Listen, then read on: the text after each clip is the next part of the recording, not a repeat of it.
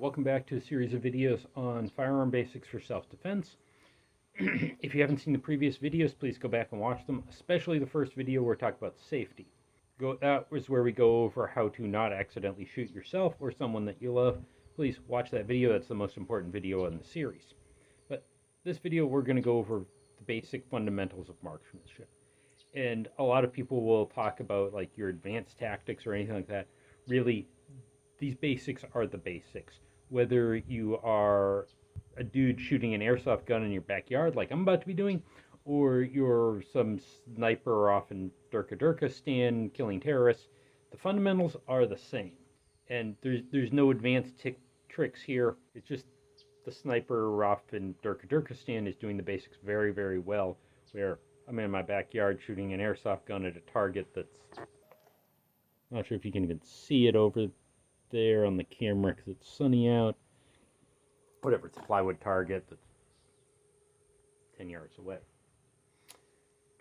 And for this video, I'm using an airsoft gun as a demonstrator. First thing we do, in order to fire this, you take your magazine, which has to be loaded with cartridges, or in this case, white BBs because it's an airsoft gun. Take that, insert it into the bottom of the grip, into the mag well, and you go all the way in until it clicks.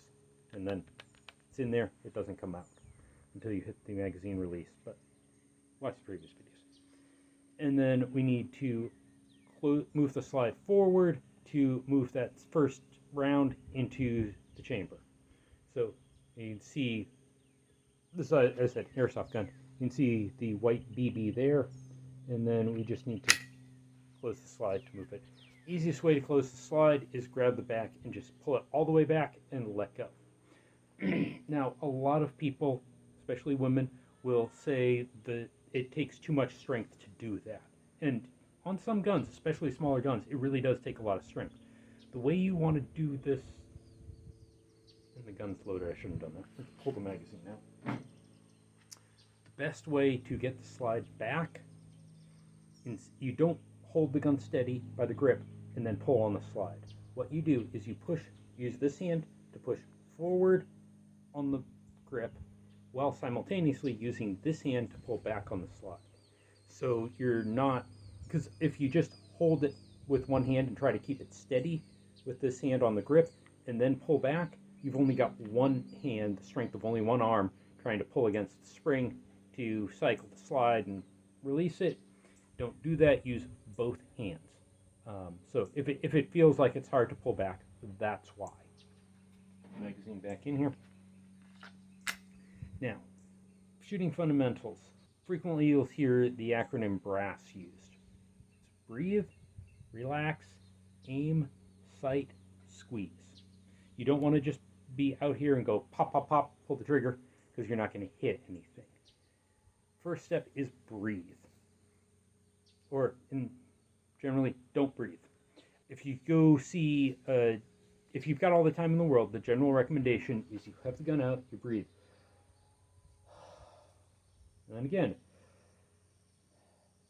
halfway out, hold your breath, and then you can fire. The reason you do this is marksmanship is all about stability. You want to keep this gun as stable as you possibly can when you go to fire. For self-defense, you generally don't have a lot of time to go pop. You're probably going to need to be going pop, pop, pop as fast as you can. So generally that means you just hold your breath. Like, oh shoot. Wherever you are in your natural respiratory cycle, whether you're breathing in, breathing out, whatever it is, you just stop where you are. It's probably going to be really easy if you're in a self-defense situation because something just scared the snot out of you and now you need to use a weapon to defend yourself or people that you love. So first step, breathing. Next, relax as much as you can. What you'll find is if your muscles are tense, you'll be like, I'm holding this as hard as I can, and you'll see what's happening when I'm grabbing hard, the gun shakes. You want to, as much as possible, relax your muscles. I know it sounds counterintuitive, but a relaxed muscle is not going to wiggle a bunch. As much as possible, relax. Aim. This is kind of self-explanatory, and with the acronym BRASS also sort of out of order. But we point the gun at the target using the sights. Now, for lining up the sights, we're going to play with the video a little bit. Okay, now you can see a target over there. I'll come to my point of view. So, what we need to do is line up our sights. Now, on a pistol, sorry it's not focusing nicely, generally you'll have two sights. You have your rear sight here, your front sight up front. What you want to do is line up your front sight and your rear sight from your point of view, and this camera does not want to focus on the sights. And then put the sights on the target. And I'm doing this early in the morning looking through a camera, so this is not working well. You want to line up, so from your perspective, the front sight is in the notch of the rear sight, and then that they're at the same level. So use fingers. If your rear sight, your front sight, and you want your front sight in the middle of your rear sight, we're going to have to edit in a photo of what this looks like. And then you put that sight on the target, the front sight on the target. Now, a lot of people have problems with your eyes focusing. Generally, you want to be focused on the front sight, and which is, arm's reach, and then let your eyes not necessarily be as focused. It can be a little blurry on the rear sight and on the target. It can both be blurry. Now, generally, you don't want to close one of your eyes to do this. You want to keep both eyes open, because once again, in a stressful situation, you want the peripheral vision. If you close one eye, I lose, I can see this hand now, but I lose this whole side of my peripheral vision when that eye is closed, until about here. You generally want to keep both eyes open and just focus on that front sight. Let the target be a little blurry, let the rear sight be a little blurry. Now, your sight alignment is extremely important. Those sights are lined up with the barrel, and the bullet's going down that barrel to get the target. If your sights aren't lined up perfectly, they're not, your bullet and your barrel and your target also aren't going to be lined up perfectly. So your sight alignment matters a lot, but generally when you're shooting, you want to focus on that front sight. Depending on how fast you need to shoot, sometimes it's kind of a trade-off between accuracy and speed. You generally want to focus on that front sight, and then how precisely you line up the front sight and the rear sight. The more precisely, the more accurate you'll be, but you're taking time to do that when you may not have that time if you need to fire very quickly to protect yourself or someone else. So, that's sights. Then we need to talk about squeeze. Now, when it comes to actually firing, and you pull the trigger in order to get the gun to fire. This is where, once again, probably 99% of your accuracy problems come from pulling the trigger. You want to carefully squeeze that trigger straight back. Try and get the camera to focus. Okay. In order to fire, you need to pull this trigger back while keeping your sights lined up with the target.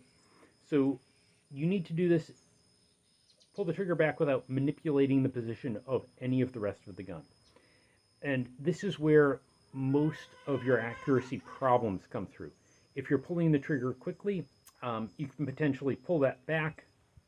When you pull your trigger back, you want to do it straight back. Let's flip the camera around. See from this side. You want to only be touching the trigger with your finger.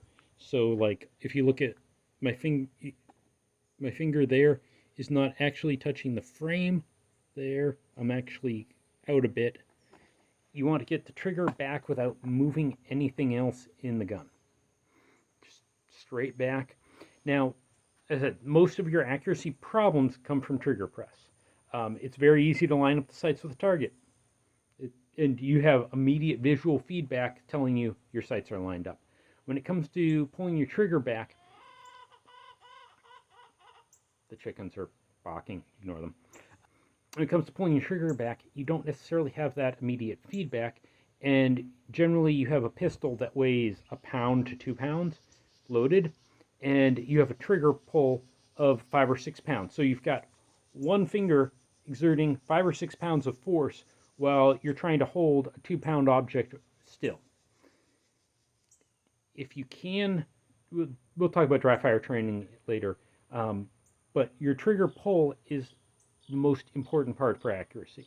Everything matters, but your trigger pull is going to be where you will focus on practicing, and that's where most of the difference between a novice shooter and an expert shooter is, just manipulating that trigger in a way that doesn't upset anything else in the firearm. And let's put it all together, because frankly shooting is fun.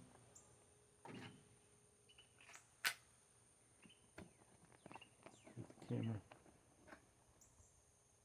Yeah.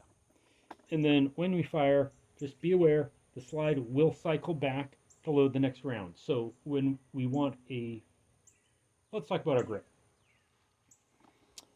How you grip the gun matters for your stability and especially managing recoil, so you can get a quick follow-up shot in case you have to shoot more than once.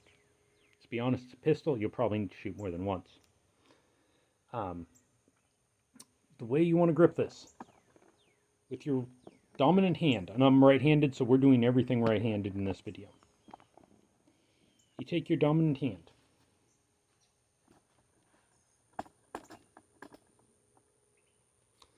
going to hold it by the slide. You want to spread your fingers and thumb out, and then take the web of your hand and go as high up in the back of the pistol as you can. And then wrap your fingers around the front of the grip. Remember, keep finger off the trigger until ready to shoot. Keep that finger up.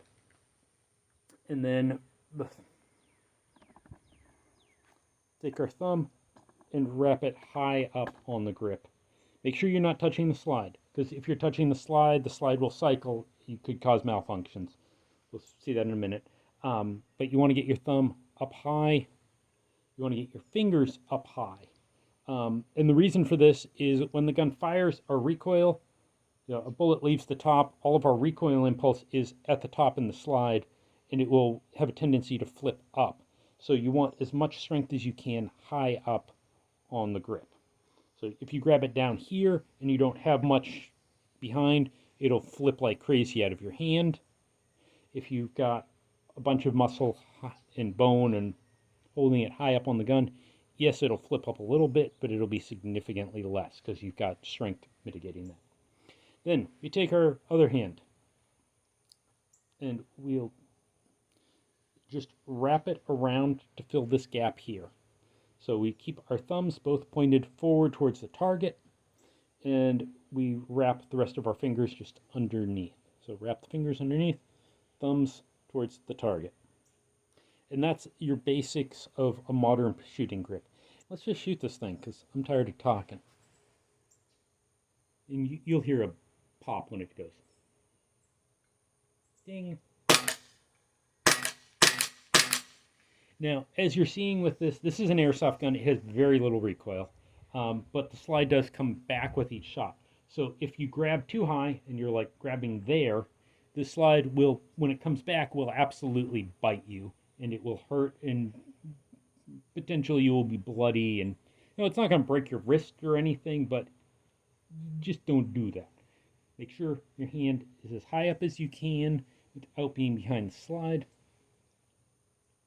Hey, let's briefly talk about one-handed shooting techniques, because I'm standing here with the pistol in my hand. Sometimes, for some reason, you may not be able to put both hands on the gun.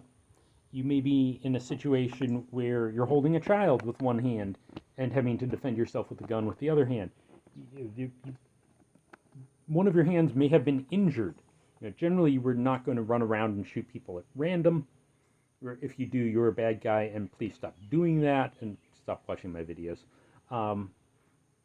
Generally, you are using a firearm in reaction to somebody else already being a threat.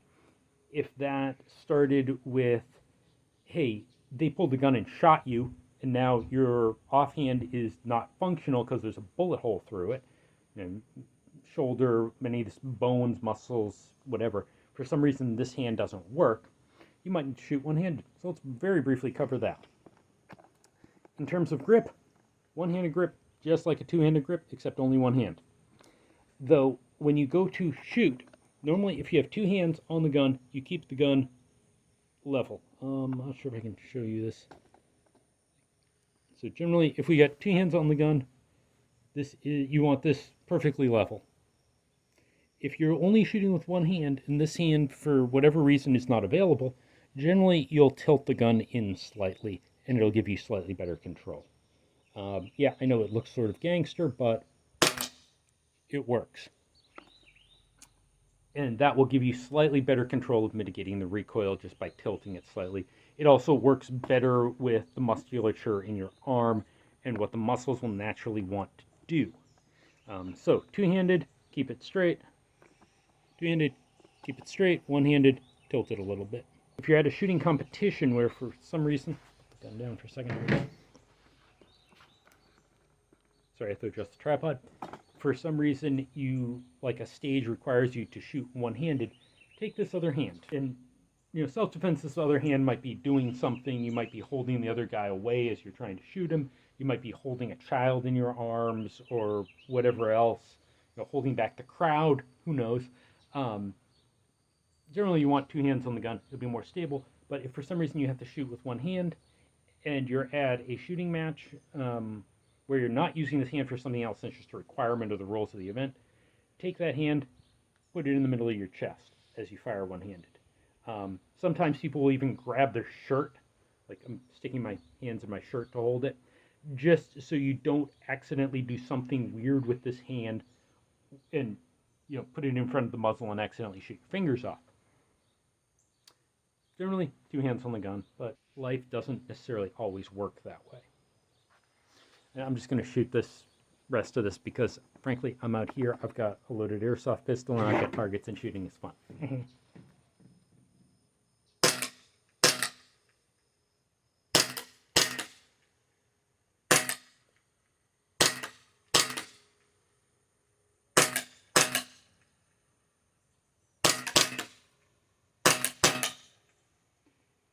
And just like a real firearm, a real firearm will, when you finish shooting, locks the slide back on the last round, and that tells you you're empty. And then generally you get your next magazine, stick it in there, load it, which doesn't work because that's already an empty magazine. It's locking back, and continue. Let's go inside because it's 100-something degrees out here. Shooting is fun though.